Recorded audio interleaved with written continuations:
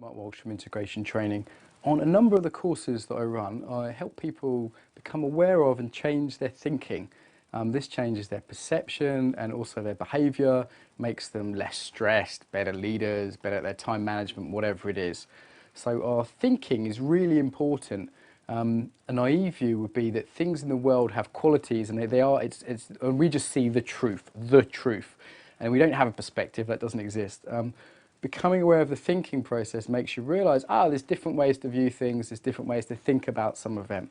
So let's give an example. Let's say I have a boss that I don't like, and the boss does certain things. These are facts. I have feelings around this.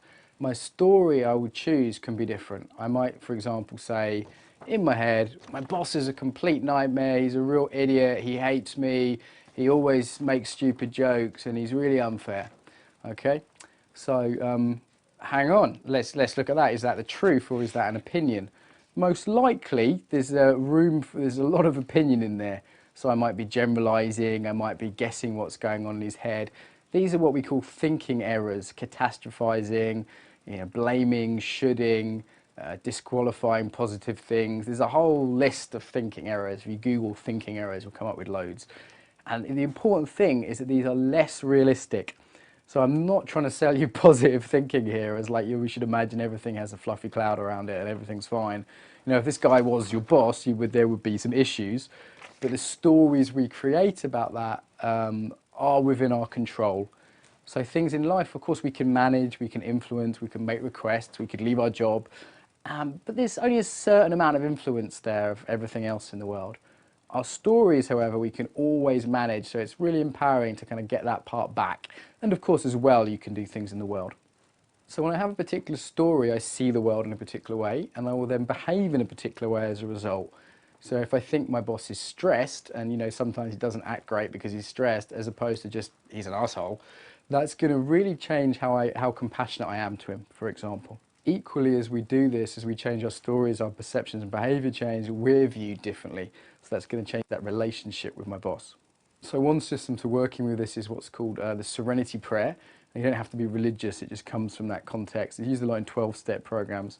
And this is trying to accept the things you can't change, the courage to change the things you can, and the wisdom to know the difference. I think that's a nice way of reframing many things, is saying, okay, what do I need to move from resentment to acceptance? What do I need to move from apathy to action? Another one my colleague Roger Mills came up with is what we call the stun technique. So in the stun technique, the first thing you need to do is spot your thinking. This is hard. Our thinking has us. We don't see it. And it can be really helpful to talk to a friend, to have a coach or a therapist or a mentor, someone else that can go, hang on, is that really true? Spot your opinions, separate them out from the facts. That's the next stage, is to say what's true. So we're trying to be as realistic as possible here. Again, it's not about pretending something's happening. It's not. It's about realism. What's true in any given case? The next thing we might ask is what's useful. Is it practical? Is it compassionate to hold a particular view? And if it's not, then hold another one that's true. Again, it might be that locus of control, that idea of, I have some efficacy, I have some power, I have some influence, I'm not a victim. It's a big one when I work on leadership courses, that those beliefs around being a victim or being in control make a huge difference if someone's able to be a leader or not.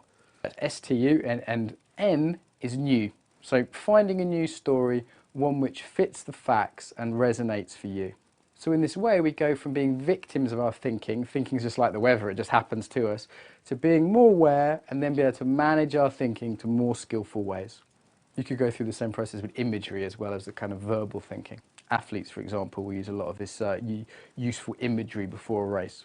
So this kind of resilient thinking, this useful kind of thinking, a lot of people have just habitually, they've learned from their parents, their colleagues, and I think we can all improve it if we want to be more resilient or better leaders.